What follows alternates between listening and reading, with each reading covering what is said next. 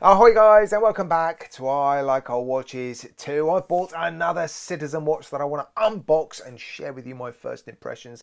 It'll be a mini review, and this watch is interesting because, well, it's an ISO 6425 certified diver, so it's a proper 200-meter diver, but that is nothing compared to the watch that it's paying homage to. This is a homage watch of another Citizen watch that they made in 1982, and the original watch had a depth rating of 1,300 meters. It was the world's most capable dive watch in 1982, and it was also the world's first titanium dive watch. It was a very interesting looking watch. I'll put the reference for it on the screen just down here, and if you want to have a look at it, Google it and then click on images and you'll see lots and lots of pictures, and you'll see how the watch I'm about to show you looks very, very similar. I wouldn't say it's a good looking watch, but it's definitely interesting. Shall we take a look at it? Right, here it is. Well, here's the box anyway. Now I do need to quickly talk about the packaging because I thought this watch might turn up in one of those sort of gas canister display cases that Citizen ProMaster watches sometimes get sent out in. But this one just came in the fairly standard Citizen cylinder. Now, I did contact H. Samuel where I bought this watch, and they said, no, this is the right packaging, and it might help to explain the price because this watch in the UK is £400. In the US, its retail price is £550, and when you convert that to pounds, that's not £400. So maybe you pay extra in the US, but you do get that funky sort of gas canister packaging. But anyway, this is what you get in the UK. And there it is. Oh, wow, that's pretty cool, isn't it? Now, the reason I chose this one is because it has the titanium case and bezel, but it has a DLC coating on it. There is another green dial version with this same case, but then there's also a black dial version with gold accents that just has a standard titanium coloured case, no DLC coating on it. But yeah, that looks pretty cool. Now, the shape of it is quite interesting. It makes more sense when you see the original watch because the original watch had screws in these four corners. I think the original watch was very big and chunky and substantial and was basically screwed together to help to achieve the 1,300 meters of water resistance. They've kept these case flares and bezel protectors, but they don't make as much sense because there's no screws. It looks like the case is just one piece. The watch that I bought is the BN0227-09L. Oh, it looks like the hardware also has the DLC coating on it, which is pretty cool. I think this might be some sort of strap extender because this is a proper ISO 6425 certified diver. Right, and there it is. Now, it's double ticking because it's been in a box and it's charging, I guess. That's what these eco drive movements do when they are low on charge. It's showing you it's low on charge by doing that double tick. But it's good to see the second hand is lining up perfectly with the markers. Citizen nail it, to be honest, with their quality controls and their build quality. I bet the bezel lines up. Oh dear. Oh, that's interesting. That's quite ratchety. It's a 60-click, unidirectional bezel, but at least it lines up. Yes, it does. That's pretty good, isn't it? Really interesting case shape and colour and texture, actually. It's quite rough. It feels... Well, actually, that feels a bit smooth, but it's got a weird texture to it. DLC has a very strange feeling. It's not a very dark DLC coating, is it? The DLC that we chose for the Exciton 2 was black. This is a sort of gunmetal grey. But it's so cool, and that is the just standard titanium case back by the looks of it. Now, the crown on this one is on the right hand side, but interestingly, on the original watch from 1982 it was over here, and I believe it was a watch you were still supposed to wear on your left wrist, but because the case was so chunky and the crown was so big, there was some concern that it would basically dig into the back of your hand or damage your wrist. So they positioned the crown on the left hand side, but on this one they've gone on the right hand side. Nice crown action. Obviously it doesn't hand wind. It is a quartz eco drive. First position moves that very small date window. Look at that, tiny. And second position moves the hands. Now, one of the giveaways that it is in fact an ISO 6425 certified diver is not only the fact that it says divers 200M on the dial.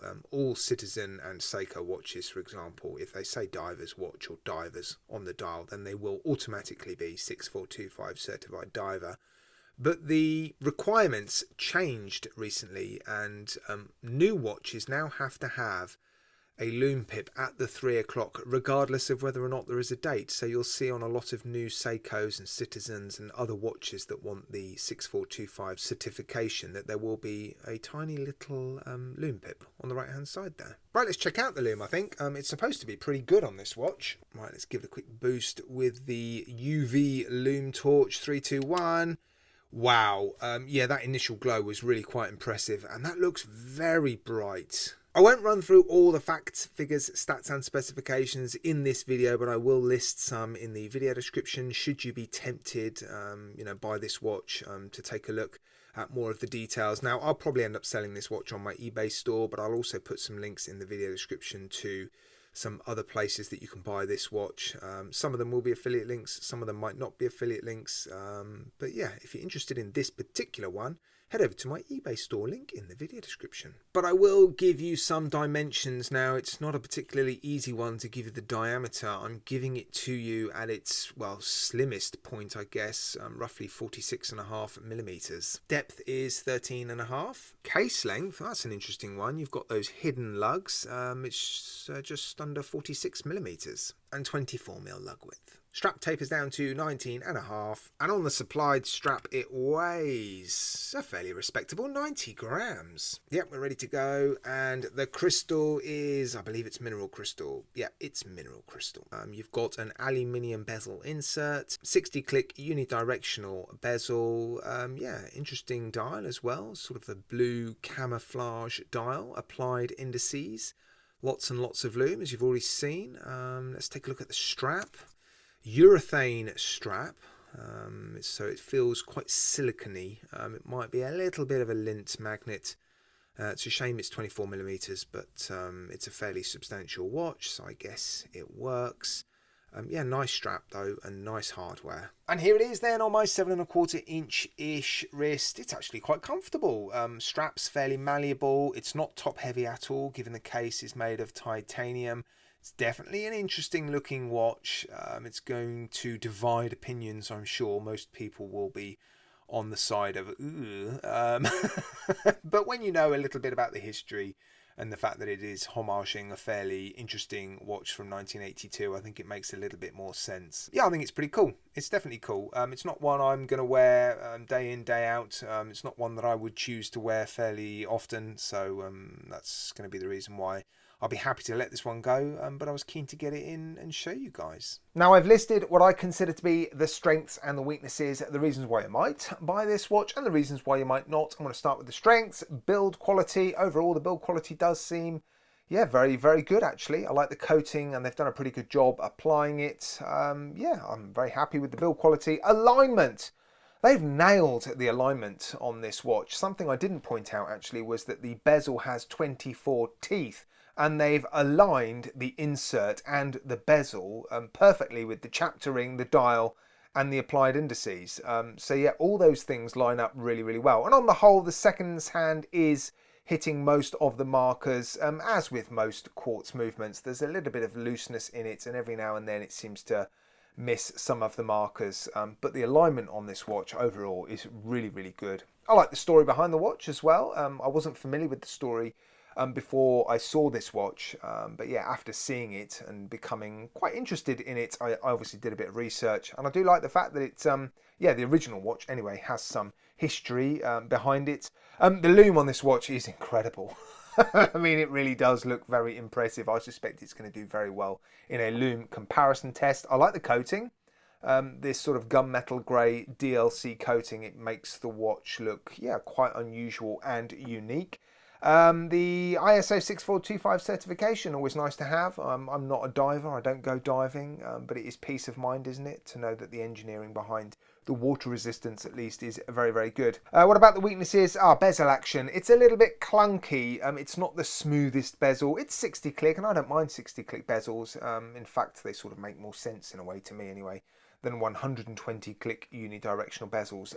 But yeah, it does seem a little bit too ratchety. The date window is tiny, and so the date is also very, very small. I guess you can still read it, but it just is very, very small. And it's mineral crystal, not sapphire. So yeah, that's a shame. It would be nice if they're asking for £400 for a watch, $550. It would be nice if they put sapphire crystal in it. Now, there are a couple of things that I think you are going to see as either strengths or weaknesses, so you'll have to decide for yourself how it looks. It's interesting, isn't it? Some people might like it. Some people will love it. I think most people will be a little bit ooh, but yeah, the design does make more sense when you understand it is a homage of a watch from the 80s, 1982. And also in the movement, you know, some people really like the Eco Drive, some people are a little bit indifferent to it, and some people are only interested in automatics. So you'll have to decide for yourself if that is a strength or a weakness. But I think every single watch collection and dive watch collection does need a pick up and go quartz, and yeah, there aren't too many better than the Citizen Eco Drive, is there? So £400 for this watch. Yeah, I'm not so sure I'd spend £400. I did get it discounted in a sale. I'm curious to know, have you ever paid full price for a Citizen or a Seiko watch? I'm not so sure I ever have, actually.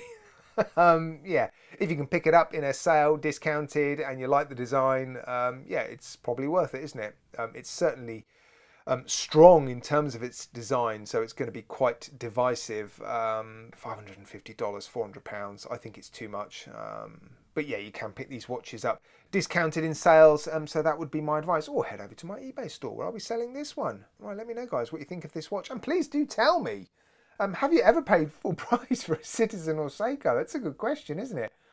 I suspect most of you haven't. Right, guys, I'm going to leave it there. Let me know what you think of this watch in the comments section, and as always, thank you for watching.